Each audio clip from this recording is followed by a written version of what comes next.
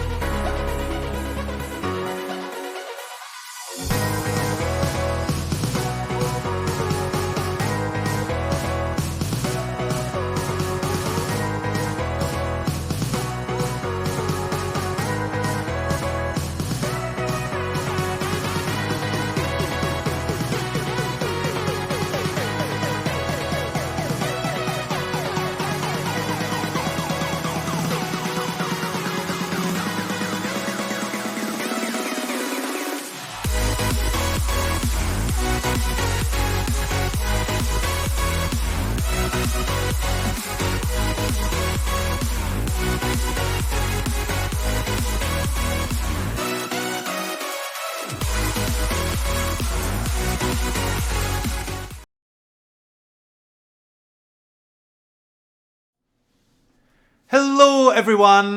Welcome to Industry Talks every Tuesday with me, Scott Harrison.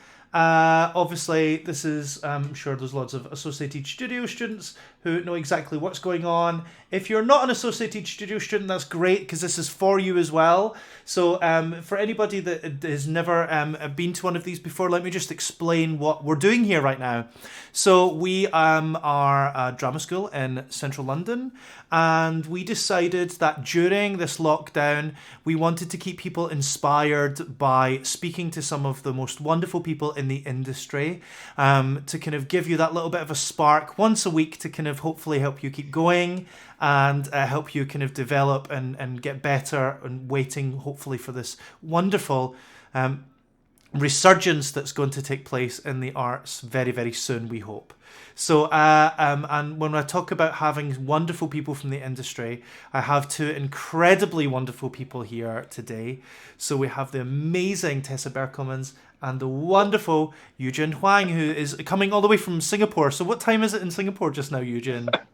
It's 2 o'clock in the morning. Oh my God, I'm so sorry. I can't believe you're doing this at I'm 2 so jet o'clock in lagged the though, so morning. it's fine.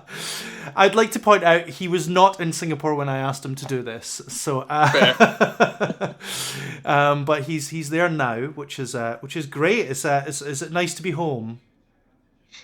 I'm actually stuck in quarantine for 3 weeks. Oh my So goodness! Oh no! What's it? How different is it there at the moment compared to the United Kingdom? um everything's open. Theaters are open actually. So theaters open probably a month back. Yeah. Still social distanced. But live shows have begun. Malls are open, cinemas are open, everything's sort of open. The Singapore's government's done a pretty good job of sort of controlling everything. Fabulous. Well, hopefully in 3 weeks' time you can go a little bit crazy because you're probably desperate for some kind of normalness. I'm gonna walk through a mall and just go, oh my Yeah. gosh. I can buy things that are non-essential, yeah. Take my money. And Tessa, you're in the UK or are you in Holland right now? No, I'm back in the UK. However, I'm on my self quarantine in the house. So 2 more days and I'm off to freedom. Oh, wonderful. Great. So I want you just introduce yourself a little bit and talk about kind of your pathway into the industry, and a little bit about what it is that you currently do at the moment. Tessa, go for it. Okay. My name is Tessa Berkelmans. I'm originally from the Netherlands and I trained as a speech and language therapist. And I remember whilst working with Scott, like in my early days, he would always say, Tessa, that's an amazing thing. And I suppose I already weave in what we're going to discuss today because very much a part of me was I'm a speech and language therapist. I literally felt like it was on my head written down that I couldn't be an artist. Then I eventually did lots of courses next to it, but ended up doing my master's musical theatre at RCS, where once again I would see Scott lots of the time. But that's where I really sort of tuned into my dream. And another really amazing thing, what sort of jumped on me was my thesis, my curiosity, which I called performance magic, which I learned through Scott as well, but that Joe is still was like, that's her word, right? Performance magic. But for me, it really meant that magical moment what exists on stage when performer and audience are so connected, you just forget about everything for a second. And I was curious, how does that come about? And my main answer was presence. And so that's been literally traveling with me now already for 5 to 6 years, and I sort of I turned that into my business. And right now I teach classes to help people find that present state in themselves, workshops, all sorts of things. And besides that, I'm also working as a performer. And just pre-COVID, I came back from working on a cruise ship where I did my own show and even taught meditation on the ship to guests as well. So I think that's wonderful. yeah, but that's a little brief rundown of me. Wonderful. And Eugen, your story probably couldn't be more different, but obviously the paths do converge, but you started off in a completely different place, right? Yes, I'll give you the super short version. So I worked for about 20 years in the sort of corporate world, and I was doing what we call sort of global supply chain consulting, which is very different. But I found my way to the Conservatoire, Royal Conservatoire of Scotland as well, to do a master's, 1 year master's, and that's where I met Scotland, and I also met Tessa. And then after that, I was fortunate enough very quickly after graduation, about a year after graduation, to get cast in the UK international tour of The King and I. And we were going on, and we were fortunate to do over 200 shows before COVID hit. And off the back of that, I was able to apply for and get a visa to work in the UK, which is amazing. So I'll be there for 5 years at least.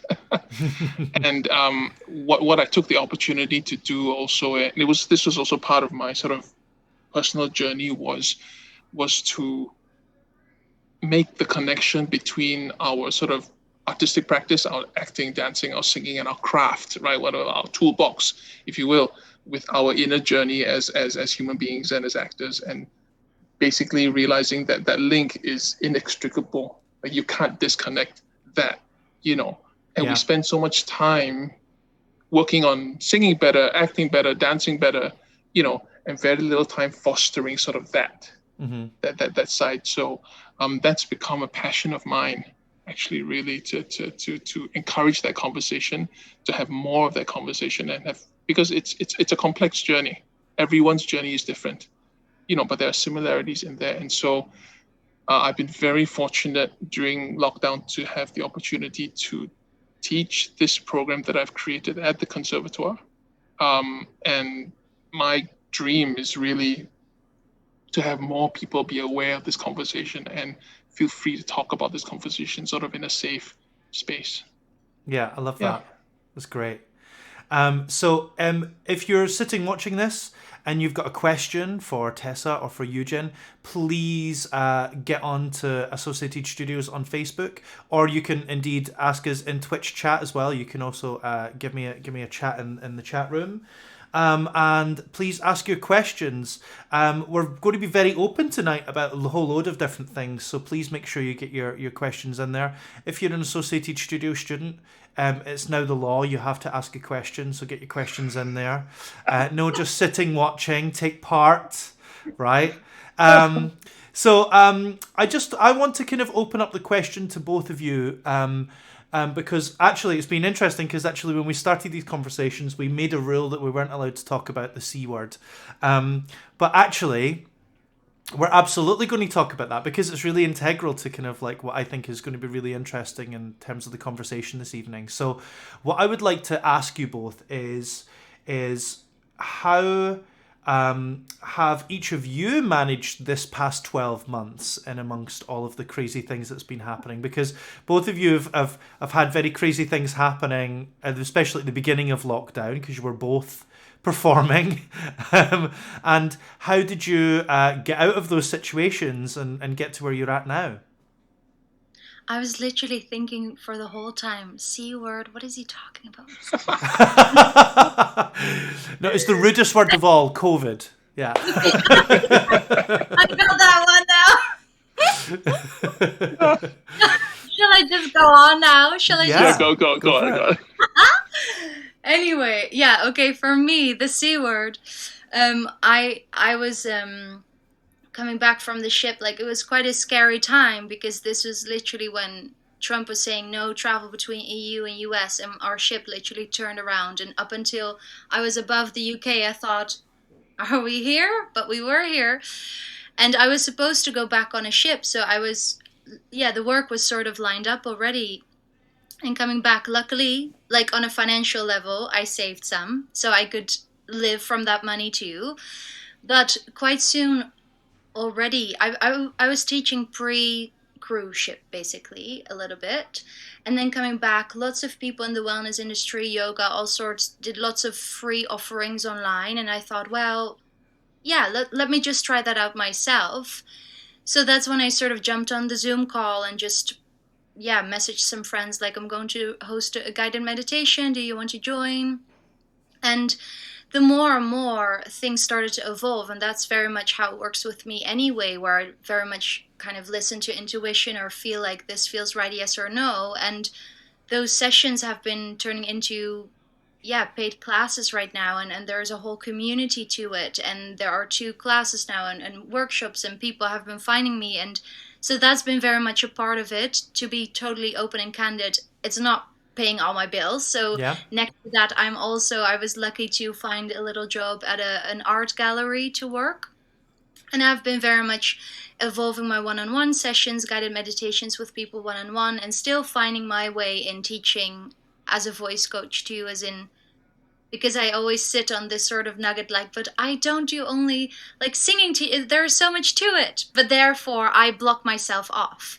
So that's not always a good thing, but I'm always learning, and just following what feels good, and living life and learning that, pre-C word, I was very much out and about, going for coffees, networking all the time. And now life seems to be more intentional and therefore so much more powerful, that I know with who I'd like to spend my time or what I like to do. So that's what I would say. I think that's a really important point, actually, about how, a big part of this industry is networking and meeting new people and connecting in lots of different ways. But actually, this whole lockdown situation has put that in a slightly different perspective, and given us all a sense of kind of going, okay, we can do this in a much more kind of connected way, perhaps, that actually it shouldn't just be full of empty conversations over coffee that potentially might get me somewhere, that I can have meaningful time with people, and have much more productive conversations, and like even things like this, which is really wonderful. No, I think that's really, really lovely. What about you, Eugen? I just and exactly sort of tag off on that. I mean, COVID's been a real opportunity to take a breath. I think at the beginning of the whole lockdown, we were all sort of, because we didn't know what it was, so we were just kind of holding our breath, going, is it just like a bump in the road, or is this, and I found myself. So I was on tour. We were in Liverpool actually, and we were told to come in and clear our stuff, and we didn't even know. So we didn't even know that our last show was our last show. We kind of, we were worried, but we didn't know. And so, and all the international people had to scramble to sort of get home and fly home, and we're like, how do we fly home? Yeah.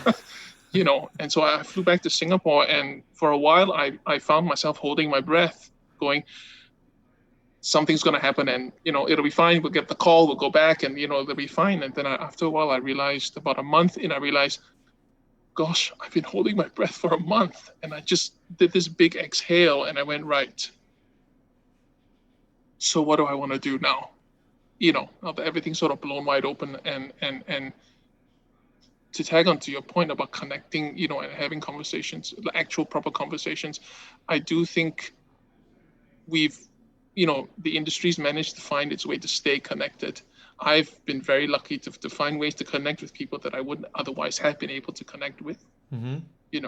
But what I did was I went back, hey, Scott, you know me, I have tons of projects running all the time, but I did go back and I went, right, now that there's no sort of possibility for actual sort of income as a performer, what are the projects that I would really like to work on? And I went back and I sort of looked at them and I went, do I really want to spend time on this and this and this and this? And the answer was yes. I still want to be a performer. So I went, okay, that's about my craft. And I still want to be a writer. I still want to write shows and produce shows. So I have to write. And I was given the opportunity to deliver this class, this program that I've been creating in the fall of last year. So I went, oh, now I actually need to write a program instead of just having it just all live inside my head. So I was very lucky to have sort of time to sort of be able to take the space to do that. That would have been a lot tougher while I was on tour, to be honest. But the connections have been great. I've done master classes with creatives on Broadway, and these are opportunities and avenues that I would not otherwise have had if not for COVID and companies going, right, we need to keep things going, we need to connect people. And so, yeah, I've been very, very lucky that way. Yeah, I think that's the other thing as well. Like even things like this industry talks, nothing like this really existed before COVID. So, all of a sudden we have the ability to do these things and speak to people from all over the world because all of a sudden people have a bit more space in their life to give to this kind of thing. And I think that's something we should really celebrate, and I hope that's something we're really able to keep a hold of when we come out the other end of all of this. Yes. You know, because I think Yes. I think it can be really powerful, and it can really help people in ways that otherwise they wouldn't be helped. And we've already got some questions here, funnily enough, from the two Dutchies. So so our first Dutchie is Kim, and she says, "Hi Tessa, as a Dutch student in the UK, I was wondering, what do you think is the big difference in the theatre industry between the UK and the Netherlands?" I'm going straight to personality, as in culture. Um, because I've been fortunate to study in Scotland, which again is a completely different culture, but living in London now for quite some years, in the Netherlands, it's quite direct, cutthroat. Now, I know when you work with Scott, no problem at all, but I do know that there are people out there, and that the Brits are, and I love all of them, so don't take an offense or anything, but they have a tendency to sugarcoat. I know it from a friend who's also Dutch who trained at Mountain View that at one point we both trained as a speech therapist, and she heard something and she wanted to make a comment, and she literally was wafted away, like that was not okay to talk up, sort of thing. And secondly, industry wise, I've always had a sensation that, for me, why I'm drawn to the UK, history going back, we have Shakespeare here in the UK, like it's so grounded in that wealth of artistry, whereas the Netherlands has a beauty of artistry in art, as in painters, Rembrandt, Van Gogh. And that's a very different appreciation for art, which I always sort of carried with me, which I think of the industry as well. Yeah. Yeah. And as you know, like I've been teaching in the Netherlands for good number of years now, like maybe 13 years or so. And what's super interesting to me is that it's a different kind of directness. Like you say, like you called it sugarcoating. I think that the lots of performers over there, the Dutch always seem in a rush.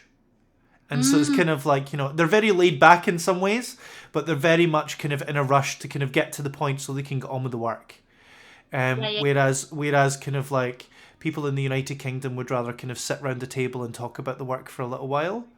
And That's super pragmatic. I always see it too. Like when you fly over, you see all the fields, everything is straight, everything.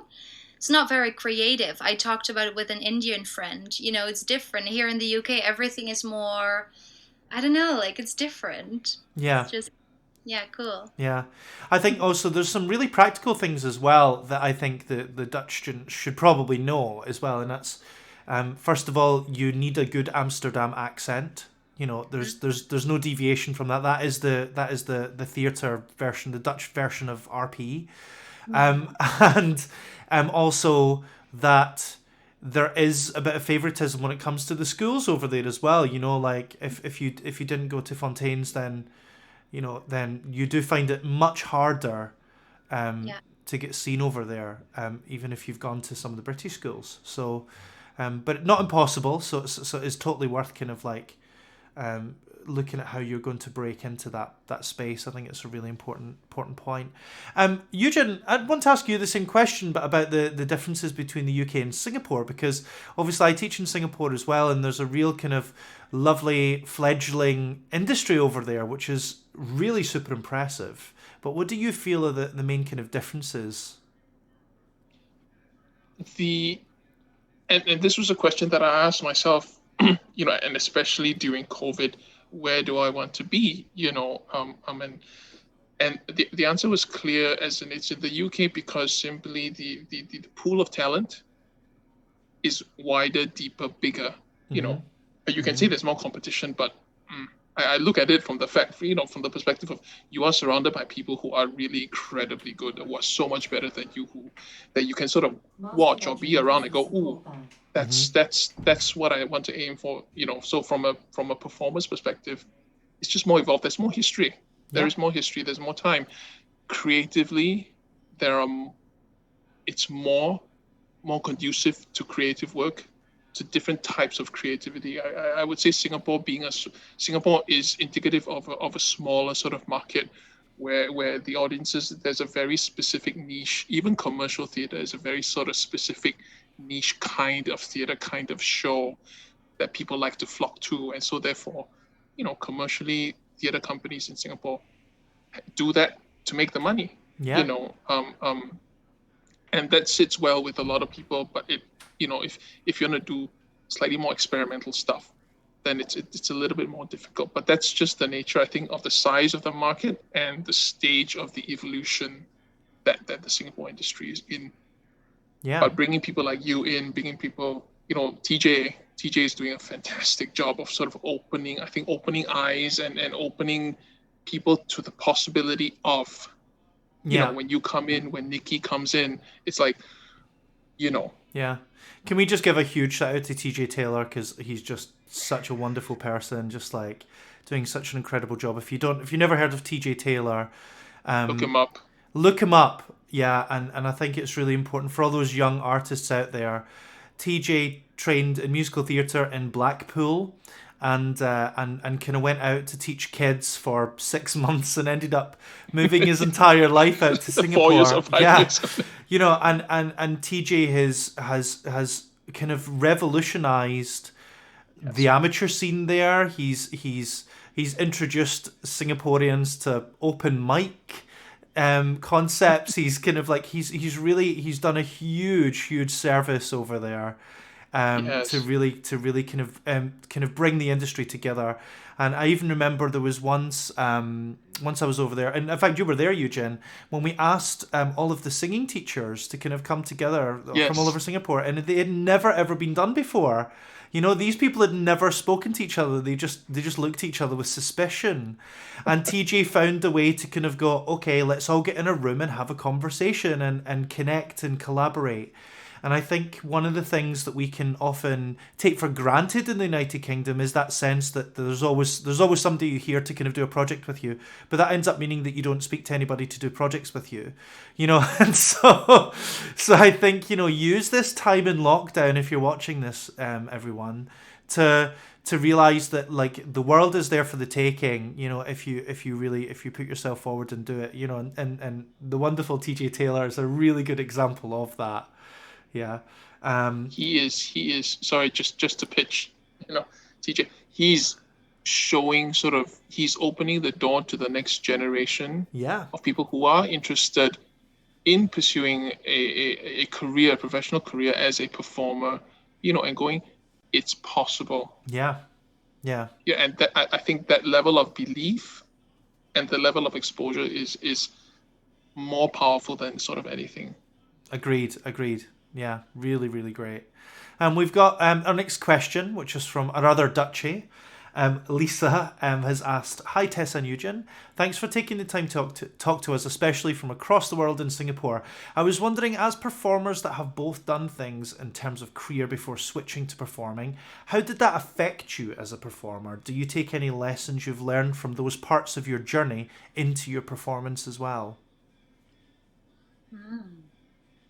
Shall I go? Go ahead. Go ahead. You need to go. Okay. That's such a relevant question. As actors as actors, okay, not say performing artists or that live in this world, but as actors, we sometimes live in a bubble, and when I was studying in Glasgow for that 1 year, when I was doing my master's, a really present question in my mind was how much of the last 19 years of my life, working in the corporate world is relevant to this sort of new phase of life that I'm hoping to sort of pursue.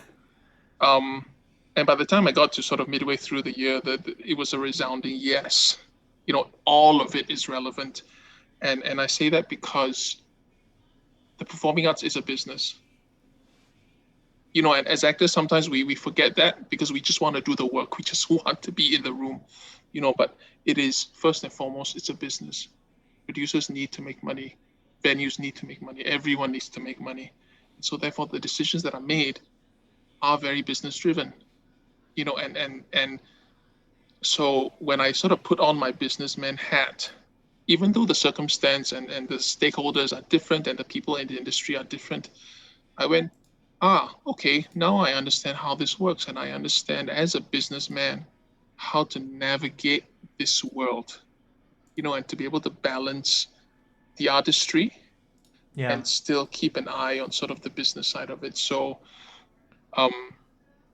I do think a level of business acumen, and it doesn't have to be you have to go and work somewhere, but it could be, you learn business from any job that you do, but it's about being aware and being open to, there is that side of the conversation. Even if you're a barista in Starbucks, there is that side of the business of running the business and managing employees and all that sort of stuff. And it's just about being open to, those are the other considerations that I need to be aware of as an actor. Yeah. And just a further up question then for you, Eugen, from me, and that's the I hope you don't mind me saying this, but you came to musical theatre a little bit older than often people come to it. Did that have any kind of impact, either positive or negative, on the way that you engage with your performing arts? Yes. I think so. I feel so. I'll be 48 this year. And I only entered the industry. I'll edit that bit out after we finish this. I'll edit that bit out so nobody is okay. And I only sort of went to school at 43. On the one hand, it definitely has impacted me. On the one hand, I feel like I don't have as much time, so I'm like always on the go, And then on the other hand, I feel like I'm in this weird place where I am still very new as a performer. I'm still very new in the industry. I'm still trying to navigate my way and understand the world,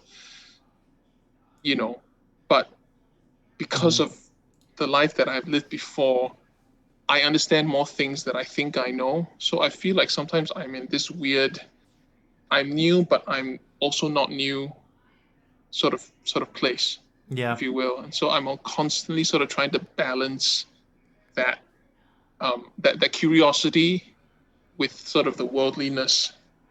You know what I mean? Yeah.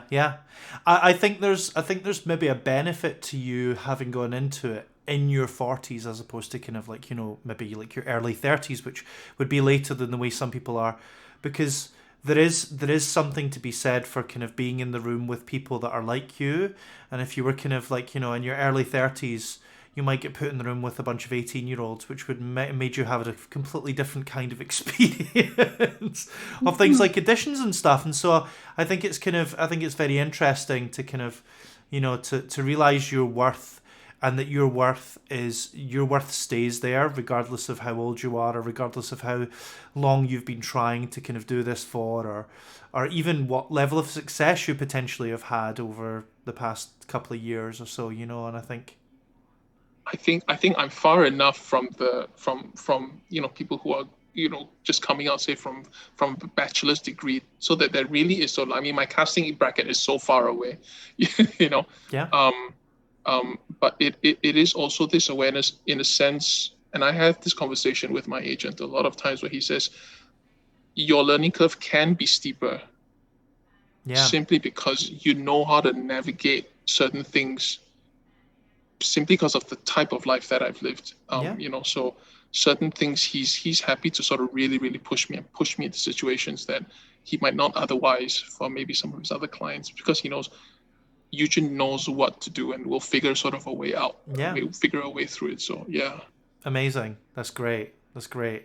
What about you, Tessa? So the original question was about how having a life before performing arts has affected your performing craft and artistry. Whilst listening to Eugene's story, which I always find very inspirational every time again, this book of Stella Adler came back. I'm not sure the title now, but I love her work and how she would say how as an actor you might need to decipher all sort of shades of red, and how you need to collect stories and make memories in your backpack, because that is what we can share with other people.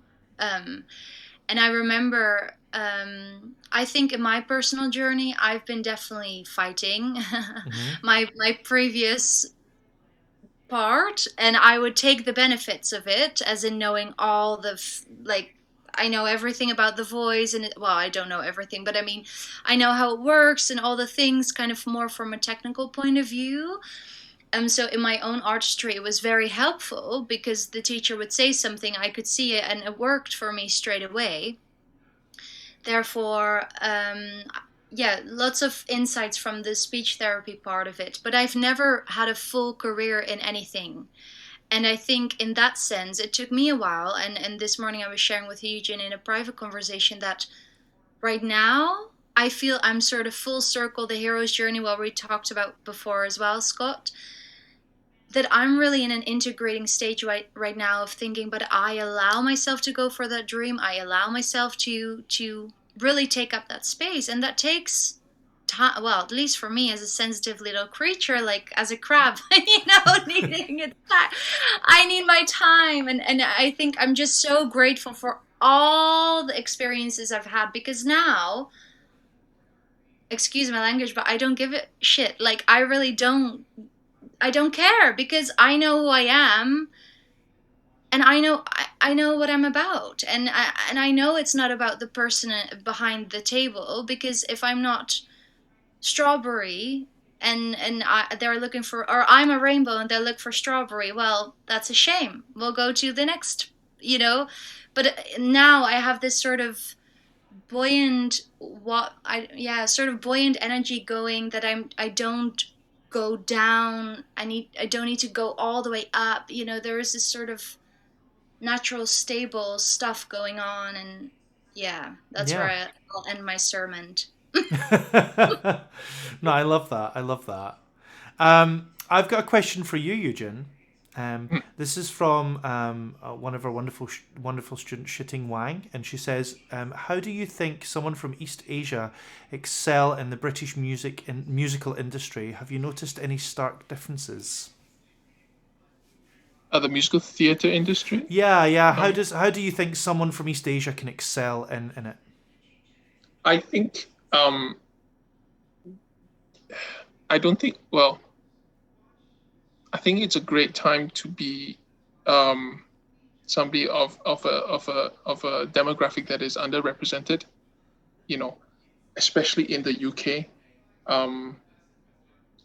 I get seen for things that I never thought I would get seen for, to be honest. And while there are less opportunities, there are also sort of less people. I think one important approach that I take, to sort of being seen or sort of trying to find success or build a career as an actor is I've never let my ethnicity define me.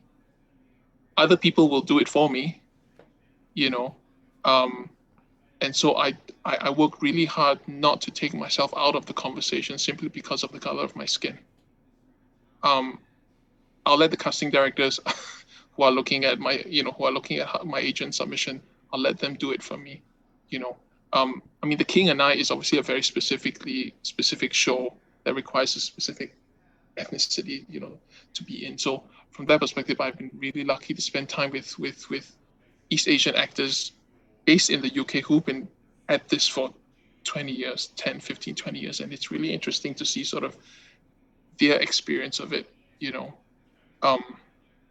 and it's always very interesting to see how much we are locked in to what our ethnicity allows us to do in the industry. I think it's a great time just not worry about that, or work towards not worrying about that. Yeah. Just put yourself up for things. And I would say let the work do the talking.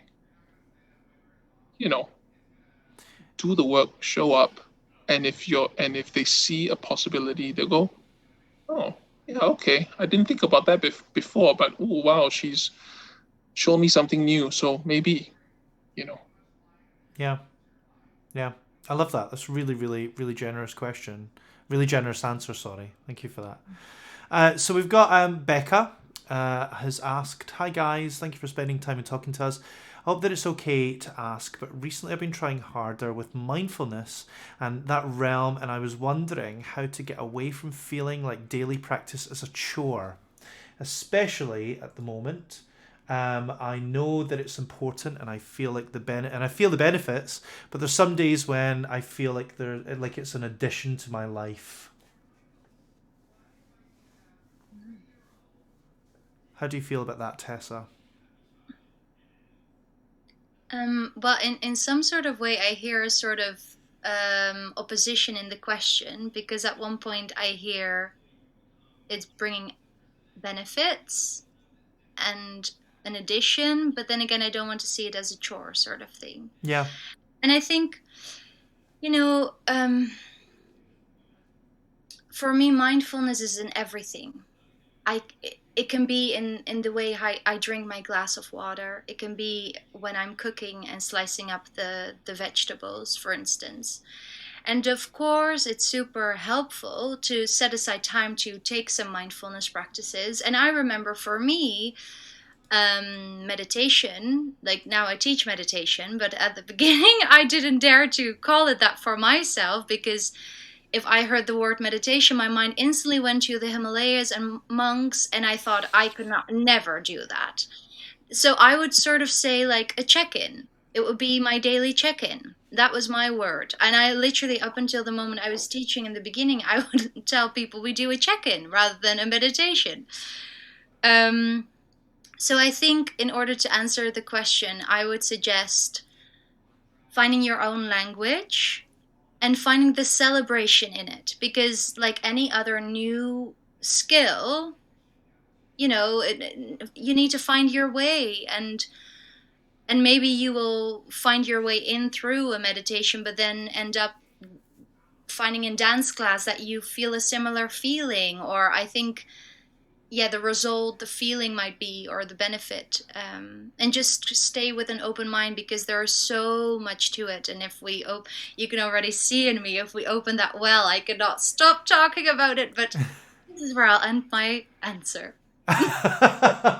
No, please feel free. You can keep talking about it as long as you like. I think this is so generous and so lovely to kind of hear that, because I think that that's been the thing, isn't it? It's kind of like how do you merge this kind of like sense of serenity, perhaps, or this sense of kind of like self care, in especially when you live in a city like London during a lockdown.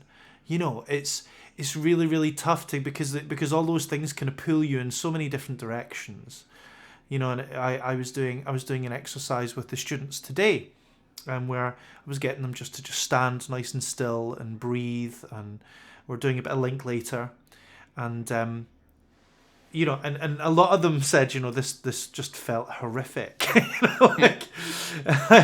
And it's like it sometimes it is a chore to focus on yourself and to kind of like look after yourself and make sure that what you're doing is for the best of your benefit, physically, mentally, vocally, whatever. And I think that I really love that piece of advice, Tessa, about making sure that mindfulness actually can be something that's everywhere and in everything that you do. I think that's a really, really nice way to think about it, because I think too, with that, like going to the gym, that is, that kind of thing that doesn't need to be there, because it can be a tiny 1 minute before falling asleep, 1 minute when waking up. Like it can be the tiniest of tiniest, and that's my personal like trying to make the simplest there is no excuse, literally no excuse. And it's your own responsibility to show up, because it's no one else's. Like, it's your body, your instrument. You can blame nobody and nothing. And it sounds really hard, No, but it's true though. Yeah. true. And it's, I'm just really pleased for I forgot the name. Becca. Good, well done, Eugene. I'm only very pleased for you, Becca, that you already found your way into it, and I would only suggest to just play. Literally play like little children do. They are, for me, children and puppies are my biggest teachers in mindfulness, because they know how to be in the moment. Yeah, I love that. That's great. I just wondered, sorry, if I could, to tag off of that is, and I don't know how relevant this is, Becca, but if you talk about sort of practice during craft, there's all this pressure during lockdown to like be busy and keep working, and stay ready and all these sorts of things, and that it's a relationship between the effort that you put in and the result that you expect. In the best of times, right, you could audition for 100 shows and get none. You put in all of this effort, and so it's the same thing with mindfulness. Any sort of mindfulness that you do, whether it's meditation or whether it's gym or whether it's sleeping, is there an expectation that you have that it'll make you feel better, or are you just doing it and allowing, like what Tessa says, allowing yourself to discover what it is that you actually think about. Staying still is very hard. Physically, emotionally, spiritually, getting to that place where you can just stay still is very hard, because we're like, okay, I've done it now for 5 minutes, I don't feel better. And we've sort of linked that to, if I do this for 5 minutes, I'll feel better, as opposed to I'll just do it for 5 minutes and see where it takes me. Yeah. Similarly with practicing singing or practicing like a specific thing, or dancing or whatever it is, right? It's the result that we're after as opposed to the process, and it's about uncoupling effort and result. Because if we put in effort, we expect the result, and if we don't get the result, and now in lockdown, there is no result because there's no work to sort of go for, right? And then we fall off the horse because, so it's good to unpack that relationship, I think. I agree. I love Experience Byron, who I would maybe love to get on to one of these talks because she's just so wonderful.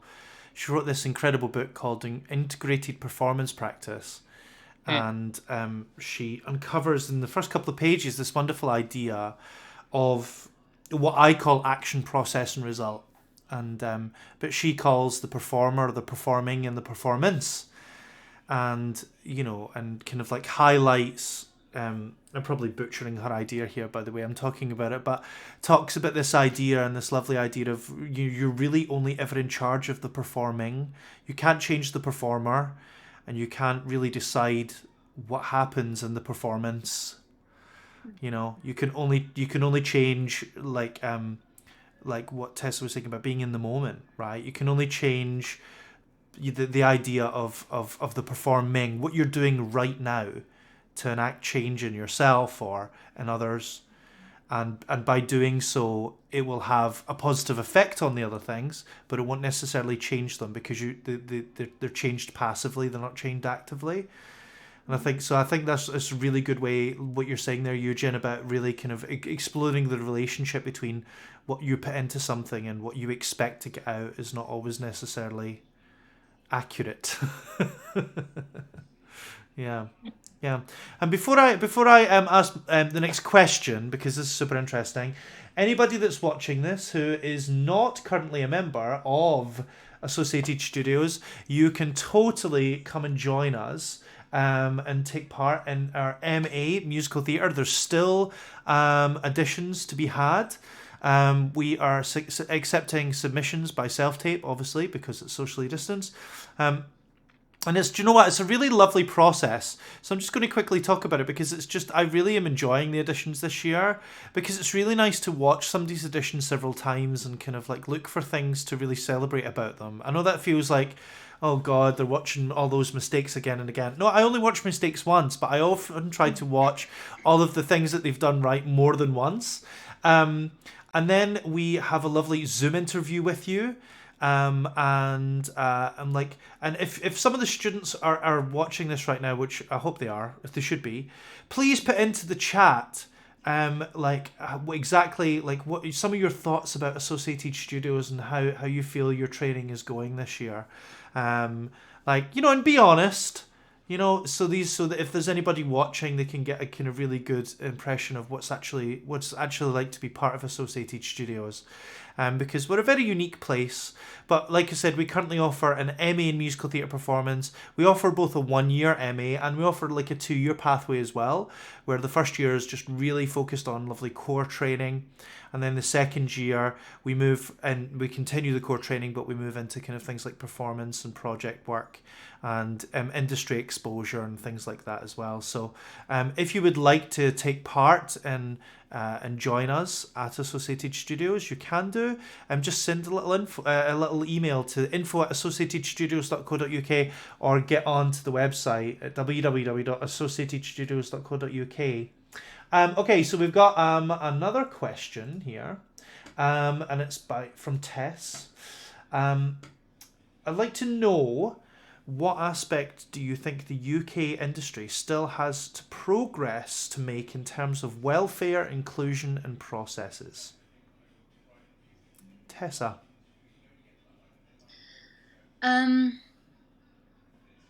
Well, instantly my mind goes to, I've not been enough in the industry yet to know how it is like when you are in the industry, sort of thing. But what I see from the outside in, and just the mere plane of, or the train of thought regarding wellness within the performing arts, for me it needs to start in education, and more, even just on the globe right now through COVID, there is more time, more people are turning inwards, are opening up that conversation about meditation, mindfulness, wellness. Like, it's more of a thing now. So I think it's actually going in a good direction. But there needs to happen such a pivotal change, where for me, how I see it is that mindfulness, we label it with mindfulness, whatever you want to call it, life's work, whatever, is basically the mortar in between the bricks. Yes, we need to have a headshot. Yes, we need to have singing classes. Yes, we need to have acting classes, yada yada. But it all starts with you. Like, how do you take care of you? And nobody is teaching you. And yes, you can go to a yoga class, but how can you integrate it into your daily life, into your experience, and how you show up to your class? Like, all of these things are, for me, I get very passionate about them, because I think they are literally everything, and they will elevate your practice, your performance, everything to, well, I've not run any research, but I know there are researchers out there, it's like big, it's big. But I think because society, as in the conditioned theater, what we know as normal, a headshot or a singing class has much higher value than that you go to a yoga class, or that you will go to a therapist or whatever. But to take care of yourself in a deep way is incredibly important. And I do think there are improvements going on. Even us having a conversation like this so openly is amazing. Yeah. And knowing that the work Eugene does at RCS, we talked about it the other day, like, it's amazing. I'm just in awe, and I only know that is the beginning of something beautiful. So I'm really excited, and I feel so grateful that I sort of bumped on this sort of stream of insight that makes me so passionate. And I'm looking forward to see what wants to unfold. I'm curious, and I'm looking forward to it. So yeah. Eugen, so on the same question, like, as you're obviously teaching this wonderful new curriculum, and feel free to explain to people a little bit about what it is that you're doing with that. But what are you finding people are really needing in terms of their kind of like personal welfare, and in terms of kind of like their questions around inclusion and individuality. So before I sort of get into that, I think we are, as an industry and as a country, as an industry within the country, I think we are taking huge steps towards sort of normalizing the conversation about inclusion, right? Yes, there is a lot of work to be done. There's a lot of advocacy to be done. But there is a lot of momentum that is being built up, and there is an entire generation and generations of performers who are now feeling that they don't want to just be defined as actors, but they want to be defined as sort of advocates and activists, for the things that they feel passionate about. So I'd say, find a way to get involved. Personally, I think that's one. Secondly, so what I do is I based on my own experience of my time at RCS and me building a career as an actor, I created for myself actually sort of my own sort of what I call inner life practice. I saw in school how people were just ridiculously talented. I mean, just talent oozing out of their pores, right? You know, but there was not enough of a conversation about this and this, and they sort of have to go together. So the thing is, this isn't a new conversation. Everything that we talk about, and that's been also the feedback that all the things that we talk about in the class and all the conversation we have, they're not new. Everybody knows them. Deep down, everybody knows them. But because there isn't an avenue necessary, there isn't necessarily the easiest avenue to have a conversation about it. It's difficult to have a conversation about it. So people in performing arts, students in performing arts education come out, they can hit the notes, they can they can do everything, but emotionally and spiritually, they don't really know how to show up, or they don't know how to deal with life, and they don't know how to go, right, I want to build a career that's like 30, 40 years long. How do I actually do that practically? And the support that is needed from that, the actual practical experience of being an actor, or trying to be an actor and trying to be, there's a lot of stuff that happens in between that nobody talks about, and I found the best compliment that I got was when somebody said, this class is such a safe space. I feel like we can just talk about anything, and it doesn't have to be like a task, or it doesn't need to be homework, but it's just a safe space where people can come and share their experience and not feel like there's anything that has to be beyond that. It is just about sort of holding that space, and how I want to sort of work towards a place where we can hold space for people to just have the conversation, because everybody's journey is different. Everybody needs different things, but it is this sort of almost shared experience of, this is how it worked for me, Tessa, this is how it worked for you, and this is how it worked for you, Scott. And then somebody might go, oh, let me try that, and let me sort of figure out my own sort of way, my own path to sort of dealing with it. So, yeah. Great. That's really great. Eugene, what would your top 5 tips be for somebody that's just going into the industry, things to look out for and be aware of in terms of like what you're talking about?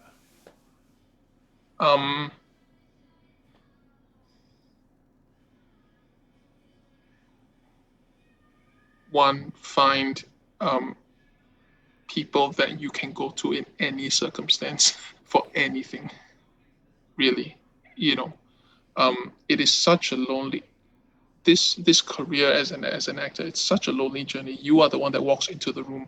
Your teachers can't walk in with you. You are the one that steps out on stage and does the thing. So already it's such a lonely career. Don't feel like you have to do it alone. You never have to do it alone. Secondly, linked to that, find ways to have conversations about this. Find ways to explore how it is that you're dealing with rejection. Find ways with, dealing with things like finances. It's such a taboo topic.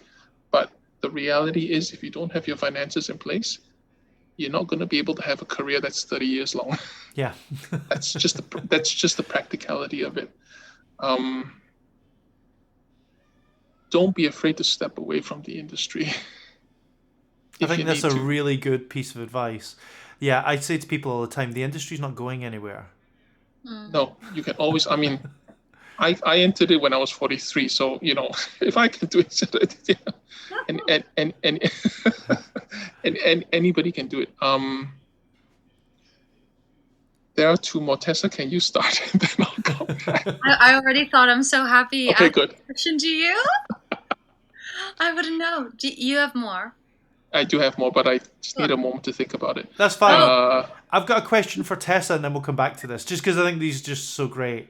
Tessa, this is from Paul. He says, "Thank you so much for talking to us. Such great advice. I enjoy doing guided meditations and regularly use the app Calm. However, I find the premise of non-guided meditations quite daunting. What would you say is the best way to progress forward in this regard?" Wow, what a beautiful question, Paul. I've never used Calm myself before. I use Insight Timer, which is an amazing app too. So that's for one, an app I would suggest. And I'm going to see if I can show something, because on Insight Timer they have this option to put in a timer function.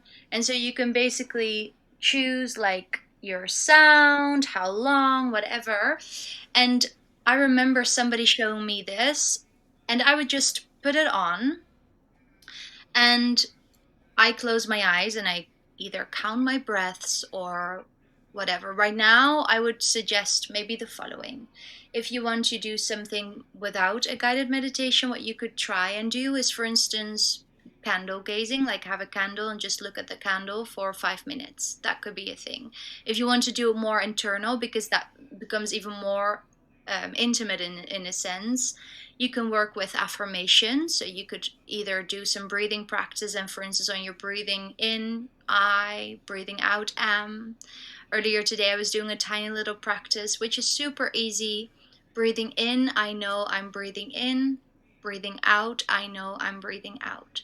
That could be a way you can, like you would map anything. I would map it in my head, but you can either like set up 1 minute of this breathing practice and then 1 minute of maybe asking yourself a question, as in, how do I feel? Or there are all sorts of things to discover. And if you want to have more in-depth, advice, please message me on Instagram. I would love to voice note you.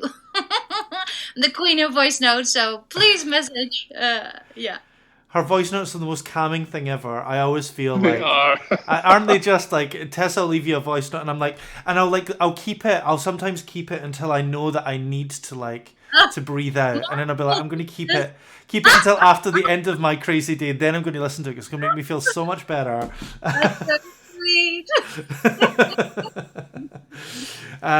Which is really, really lovely. Eugen, sorry, we'll come back to you so you've got two more things to share with each other, your tips as to things that they need to be aware of, or to look out for, or to make sure that they deal with in order to look after themselves in this industry. Yes. We all have moments in our lives when we decided we were going to be actors. It can be like a show that you watch and you're crying and like, oh my God, I want to do that. Or it can be just something that you've known all your life. That's your spark. That's your creative spark, And for me, like the key to having a long career that is filled with joy and sort of filled with fulfillment, I would say, is protecting that. Finding a way to protect it, because it's such a reactive relationship that we generally have with it. If I do a great audition, I'm like, oh yeah, I did great. But if I don't do a great audition, I feel lousy and I feel terrible, and it starts to sort of chip away at that. And so I've taken a very proactive approach to going, this is what I need to protect. Yeah. You know, in order to stay curious, in order to stay alert, and in order to keep the passion for the work that I do alive, having it's like, I don't know if, like, do they know what, like, a chia pet, is that a thing? Yeah. Like, it's like a chia pet, where you have to keep watering and, like, feeding it, or it's kind of, I know it's a silly thing, but it's that sort of thing where you have to keep nurturing it. You need to know what it needs. You need to know what it doesn't need, as much as you need to know what it needs, and you need to feed the monster, if you will, so that you can be doing this 20, 30 years down the road and still going, I really love my job and I really love my life. Yeah. That's one. I I recently, sorry, go ahead. No, I was just going to say, I think it's a really important point, actually, because quite often when you're training, and even when you're out there in the industry, you spend so much time dedicating yourself to kind of like achieving. You don't necessarily kind of like think about yourself in that moment, and kind of whether you're enjoying it anymore or whether you're having fun, or and I often say to people, like you just said there, there's a reason why we get into this, whether it was being a little kid in Amdram and just kind of loving that moment, being on stage with your parents watching you, or whatever it is. And I think it's really important to always take yourself back there and remind yourself why you're doing this. Because you do have to think about keeping your finances in check, and looking after all of the difficult logistical things, but at the same time being able to kind of still engage in a much broader way to yourself. And that's the bit that's often sometimes lost. Life is going to throw all sorts of things at you that you can't control. I mean, and there are things that will happen that will begin to sort of chip at it and make you feel a little bit jaded, a little bit like, and that's the trigger, right? Yeah. To go, oh, I'm feeling this way and it's fine, but I can't let it get out of hand. Yeah. Because it happens once, twice, three times, and then before you know, you're like, you know what, I'm done. Yeah. I'm done. And you didn't even know that it was happening. Yeah. And I briefly on the creative spark, like, it's so easy to take something for granted. To be grateful is really a practice, and what we are talking about, for me, that's that magical spark. I mean, I had a conversation, Scott, her, Maaike Widdershoven, we were talking the other day, how we both have so much love for Amdram performances, because that type of passion you hardly see in a professional show. I mean, that's just a feeling thing. But if we can marry the both together, that's like out of this world. But I mean, when you can keep that creative spark, that is just so exciting. Yeah. Number 5, Eugene. Number 5. Can I have one more? 6. I'll have 6. Yeah, go for it. And I'll have short ones. I think it's really important to find your own definition of what is a successful career. Yeah. You come out of drama school and and I've told this story before. You come out of drama school and, for the first 6 months, everybody asks you, so when are you going to get on the West End? When are you going to be on Broadway? And that's the same as expecting like a fresh graduate in business school 6 months later to be like the CEO of some like Google or whatever. And we all know that's impossible. But somehow there's this expectation that performing arts students get out and walk straight onto a stage on the West End, and a lot of people define a successful career by that standard.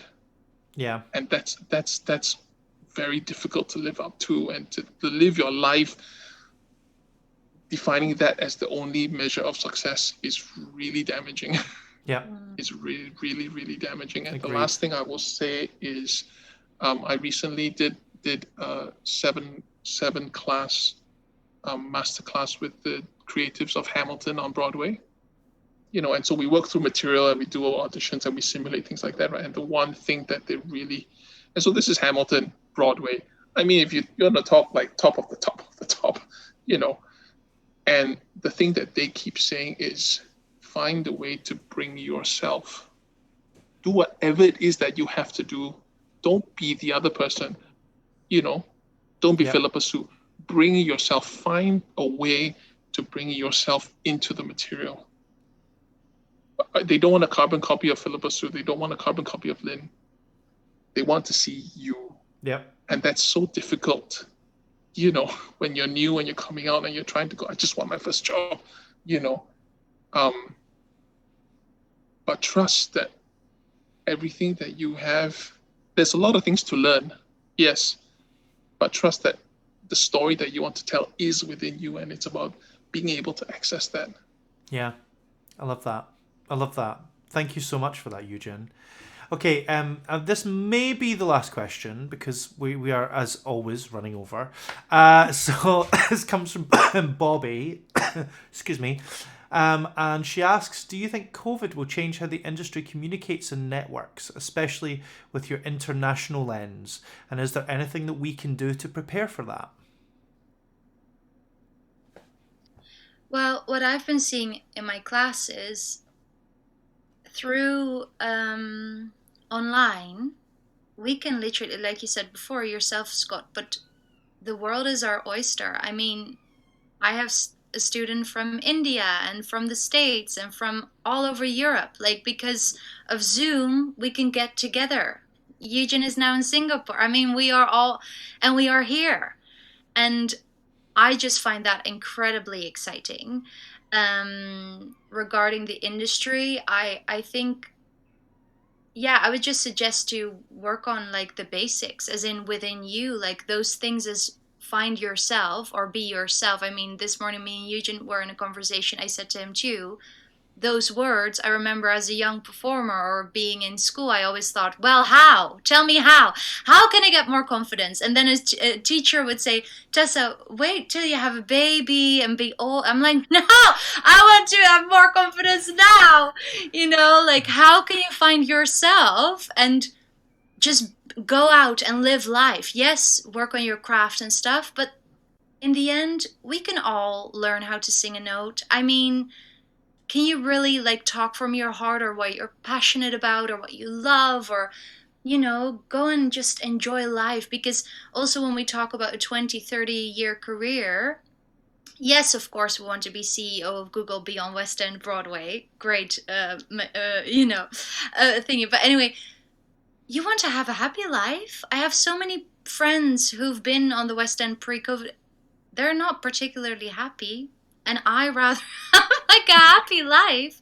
And I think it can be both. It can be both, but just really find what works for you. Open your mind, just listen, feel, sleep, eat, whatever. Just have fun.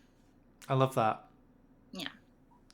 I think COVID has forced the industry to really think, about how work is done. So from that perspective, it's been brilliant. I know that we've sort of been dragged kicking and screaming into it, and some of us are still kicking and screaming. And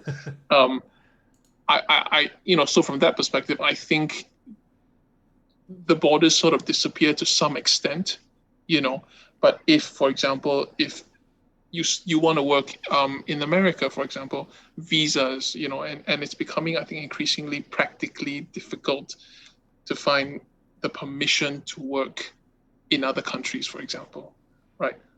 But what COVID has done is it's created this entire sort of virtual realm. And so from that perspective, I think the students that are in the performing arts schools now, right, are at the forefront because you've had to adapt to learning how to handle technology, whereas dinosaurs like me, I'm still struggling, and a lot of people are struggling. I mean, that is the reality. But the nature of by virtue of the fact that you are in school now, you've been forced to almost learn that skill. So, in that sense, you have such a much deeper appreciation of the use of technology, what can work well, what doesn't work well now currently, and you can be part of that pioneering conversation about what's the next sort of step. Yeah. If we want to maintain this borderless creative community, right? Technology is limitless,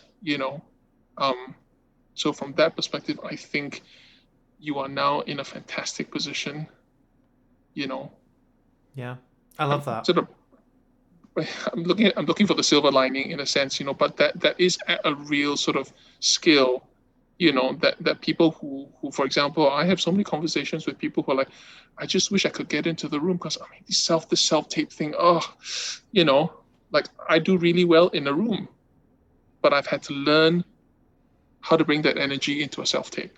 Yeah. And I've been sort of struggling and figuring it out on my own,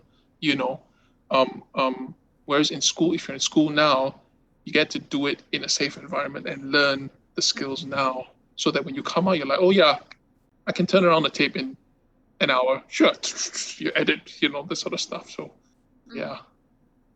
I love that. That's great. Thank you so much to the both of you for coming and talking to me today. I hope it's as enjoyable for you as it has been for me. It's always a pleasure talking to the both of you. You're both really real inspirational people to me, and I hold you both in very high regard. I think everybody's really enjoyed this conversation. The questions have been really interesting. You've said some things that hopefully the people out there will really take to heart and really use to kind of get that little spark and keep themselves going. Can I say one thing? Sure. Thursday, me and Eugene, we have a podcast. Well, I have a podcast. Eugene was on it. And Thursday we'll launch, and it's called Sparkle of Magic. So if they want to hear more of us, they can listen to that podcast. Wonderful. Sparkle. What's that? Sparkle of Magic. It's called Sparkle Magic. Sparkle Magic. Everybody, get on the Sparkle Magic, okay? I don't want anybody. I'm going to pop quiz the world and make sure that people actually listen to this. Vienne is on one of them too. I know you love her. Oh, I love Vienne so much. Oh my goodness. So, for those of you that are not Dutch, Vienne van der Bosch is one of the most famous musical theatre performers there at the moment. Young performer who I've taught since she was about 11 or 12 years old. Yeah. And she's just such a wonderful energy. Oh, I love Vienne. It's so nice. And there we go, like making a podcast, like you have to teach yourself that now, right? It's right. So crazy, yeah. All these extra skills that we now have, like we're all broadcasters. How good is that? Is it on Spotify? Spotify and Apple Podcast and Deezer, I believe, and it's coming on YouTube often too. But yeah, Sparkle Magic, you'll find it. Sparkle Magic on Spotify. There we go. That was one of the questions from people. There we go. Paula said this conversation has been so calming. Good. I'm really glad. I'm just really nice to have that. Have that real sense of just being able to just kind of like relax into what people are saying. That's so nice. Anyway, thank you so much to the both of you. To everybody watching, thank you for joining in as always. Next week, we're going to do like a little take 2 with Eamon O'Dwyer, who obviously wasn't able to make it a couple of weeks ago and we had to change everything at the last minute.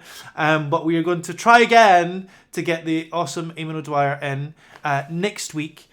So make sure you tune in. If you've enjoyed this, please follow Associated Studios on Facebook, and make sure that you keep in touch with us. If you've got any questions, of course, just info@associatedstudios.co.uk, and we will see you next week. So thank you so much.